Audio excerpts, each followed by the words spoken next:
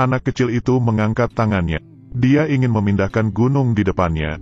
Semua orang mengira dia gila. Lalu, dia benar-benar melakukannya. Semua orang dikejutkan oleh bocah ini. Tapi anak-anak itu benar-benar melakukan apa yang dia inginkan.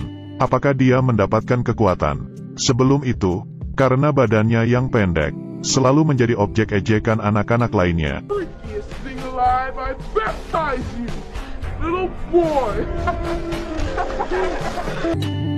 Dia tidak memiliki teman.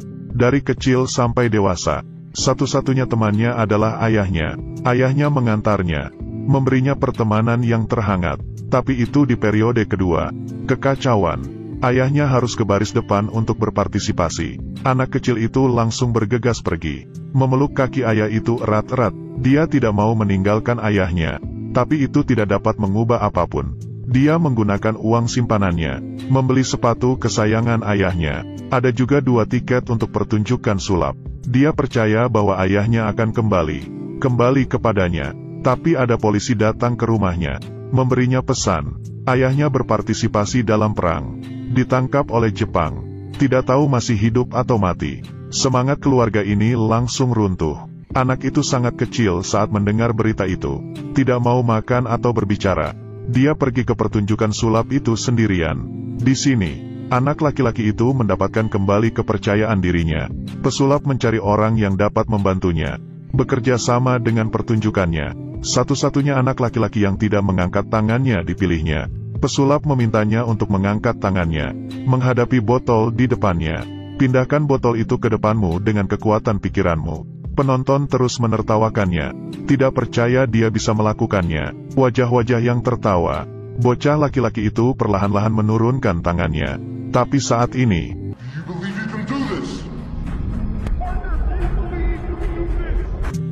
anak laki-laki itu ingat apa yang dikatakan ayahnya. Dia mengangkat tangannya lagi, melihat botol itu dengan kuat.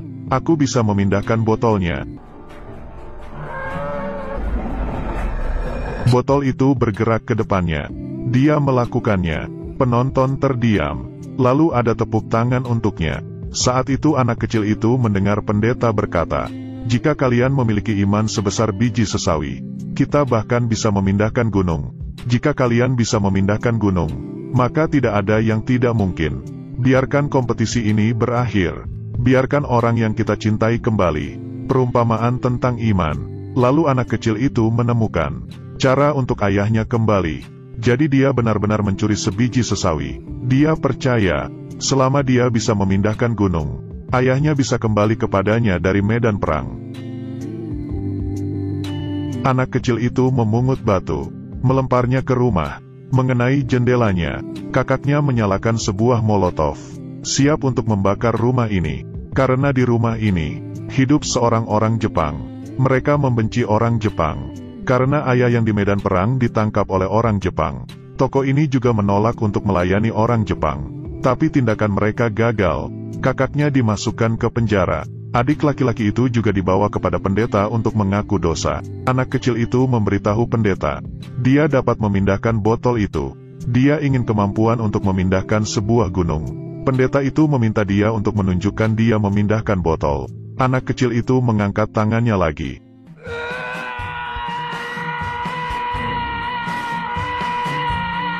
Tapi kali ini tidak peduli seberapa keras dia mencoba. Botolnya tidak bergerak. Akhirnya pendeta ini memindahkan botolnya. Dia tergerak oleh kegigihan anak kecil itu. Dia mengeluarkan sebuah buku. Beberapa hal tercantum di atas. Memberinya makanan, memberi akomodasi untuk tunawisma, mengunjungi pasien, mengubur orang yang mati. Akhirnya pendeta itu memberikan dia sesuatu. Bertemanlah dengan Hashimoto. Selesaikan saja tugas-tugas di atas. Anak laki-laki ini yakin dapat mendapatkan kekuatan super. Meskipun anak laki-laki itu benar-benar tidak puas dengan hal terakhirnya.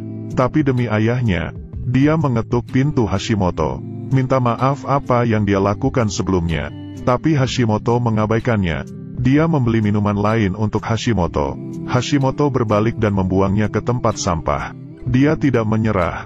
Minta Hashimoto untuk pergi ke restoran. Mereka makan es krim bersama.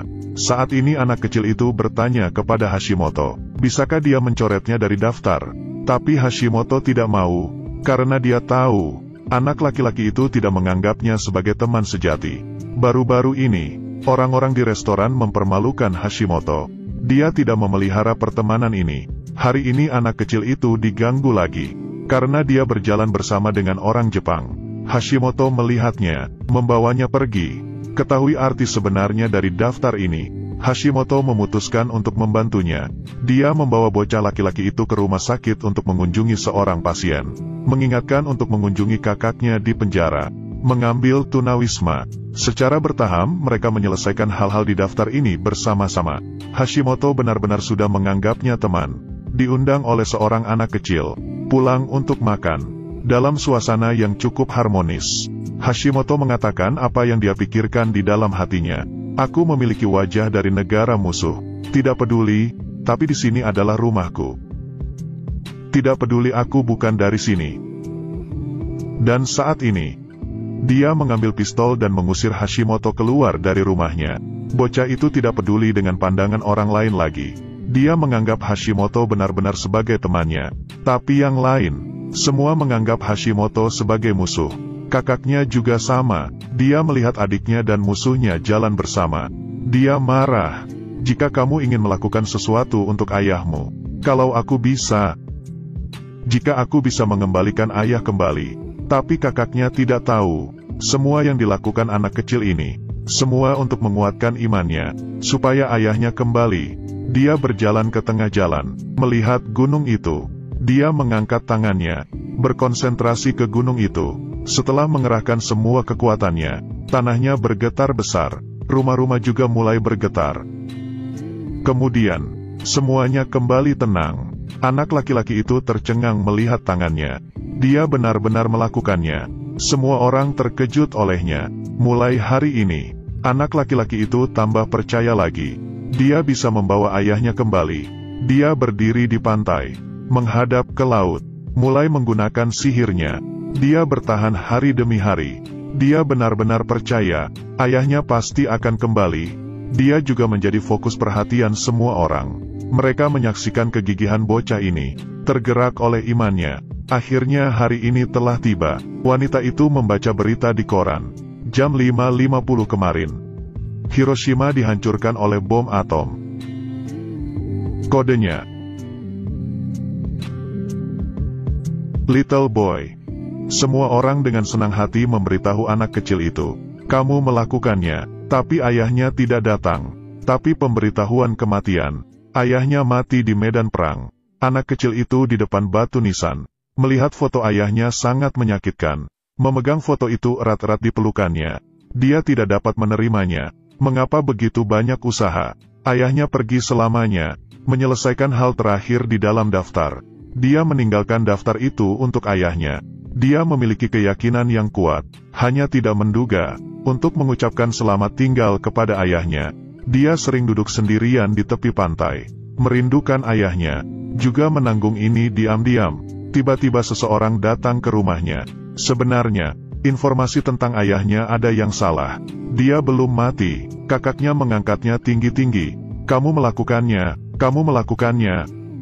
Dia membawa sepatu bot kesayangan ayahnya. Sesampainya di rumah sakit, memberikan ayahnya sepatu botnya. Sepertinya mereka baru saja mengucapkan selamat tinggal. Ayahnya dengan lembut menyentuh wajahnya.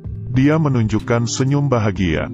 Keluarganya telah melalui perpisahan, saling berpelukan erat. Keluarga yang terluka di medan perang, akhirnya mengatasi rintangan, kepercayaan dan harapan. Membiarkan mereka kembali ke orang-orang yang dikasihi. Lengkap lagi, film ini berjudul Little Boy. Interpretasi medan perang adalah perjuangan dan kebencian, harapan dan toleransi, juga berhasil dibangunkan, kebaikan dan kepolosan hati seseorang. Baiklah, ini adalah film untuk hari ini. Jika Anda suka, jangan lupa untuk like dan subscribe. Kita akan bertemu di